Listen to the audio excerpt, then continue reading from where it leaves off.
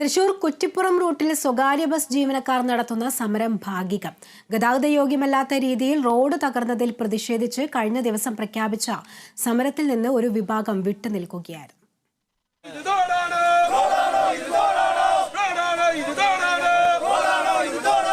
അഞ്ചു 10 പ്രാവശ്യം ഞങ്ങൾ അങ്ങോട്ടും ഇങ്ങോട്ടും പോണത്.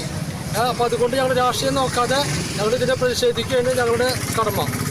പിന്നെ ഞങ്ങൾ ഇതിന് റോഡ് ബ്ലോക്കായി കുഴിയാൻ കാരണം ഞങ്ങൾ പല വഴിക്ക് പോകുമ്പോൾ അതിന് ഞങ്ങൾക്ക് നിയമാധികാരികളുടെ പല ബുദ്ധിമുട്ടും പഴയടക്കം ഞങ്ങൾക്ക് കിട്ടാറുണ്ട്. വലിയ ഗർത്തങ്ങൾ നിറഞ്ഞ റോഡിലൂടെയുള്ള യാത്ര ദുഷ്കരമായ സാഹചര്യത്തിലാണ് ബസ് തൊഴിലാളികൾ സമരവുമായി രംഗത്തെത്തിയത്. സ്വതന്ത്ര യൂണിയനിൽപ്പെട്ട തൊഴിലാളികളുടെ നേതൃത്വത്തിലായിരുന്നു സമരം.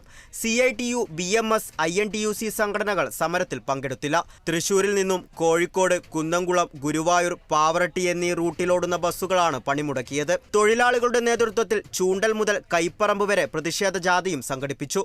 റോഡ് തകർന്നു കിടക്കുന്നതിനാൽ അനുവദിച്ച സമയക്രമത്തിൽ ഓടിയെത്താനാകാത്തതും കുഴികളിൽ വീണ് ദിവസവും സ്പെയർ പാർട്സുകൾ മാറുന്നതും വൻ സാമ്പത്തിക നഷ്ടമാണ് ഉണ്ടാക്കുന്നത്. റോഡ് തകർന്നിട്ട് മാസങ്ങളായെങ്കിലും പൊതുമരാമത്ത് വകുപ്പിന്റെ ഭാഗത്തുനിന്നും നടപടിയുണ്ടാകാത്തത് വ്യാപക പ്രതിഷേധത്തിന് ഇടയാക്കിയിരുന്നു.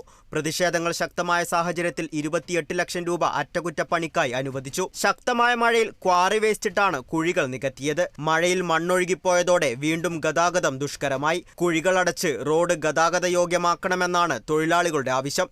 Kerala vision news, Thrissur.